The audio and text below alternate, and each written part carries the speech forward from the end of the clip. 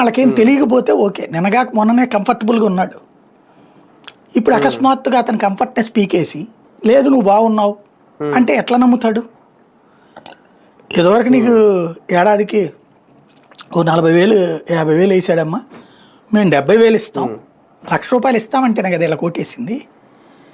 5 ఏళ్ళకి కలిపి 2.5 లక్షలు ఇచ్చాడు అతను, మేము 4 లక్షలు ఇస్తామంటేనే కదా నీ కోటేసింది. ఒక ఏడాది అయిపోయా, చేతిలో డబ్బులు ఆడట్లేదు. ఇప్పుడు వాళ్ళ దగ్గరికి వెళ్ళి మాది పరిపాలన అంటే ఏది అని అడుగుతున్నారు.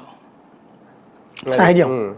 కొంతమందికి గ్యాస్ కూడా పడలేదట, కొంతమందికి గ్యాసు పడలేదు, కొంతమందికి పెన్షన్లు తీసేశారు. ఇవన్నీ అడుగుతుంటారు.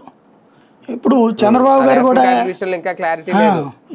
వాళ్ళతో చెప్పేది ఏంటంటే అసలు రేషన్ కార్డు కొత్తది ఒకటికే ఇవ్వలేదు కదా, ఇవ్వాలన్నది ప్రభుత్వ పాలసీగా ఉండాలి. వీళ్ళు ఏం లెక్కేస్తున్నారంటే కొన్ని కార్డులు పీకేద్దాం, ఇప్పుడు ఎట్లయితే పెన్షన్లు పీకేసామో అట్లాగా ఇప్పుడు దాదాపు 3 లక్షల పెన్షన్లు పీకేసి ఇప్పుడు 80,000 పెన్షన్లు స్పౌజ్ పెన్షన్లు ఇద్దాం అనుకున్నారు, మళ్ళీ అది కూడా ఆపారు. రేపు అట్లాగే రేషన్ కార్డులు తీసేసి ఇద్దాం అనుకుంటున్నారు. కానీ అది సాధ్యం కావట్లేదు, ఎందుకంటే గ్రౌండ్ లెవెల్లో తీసేస్తే ఊరుకునేటట్లేరు జనం. కొత్తగా ఇవ్వక తప్పదు, అది దాని గురించి అయితే ఎక్కువ గొడవ చేయలేరు. కాబట్టి ఇవన్నీ అడుగుతారు, సిద్ధపడాల్సిందే.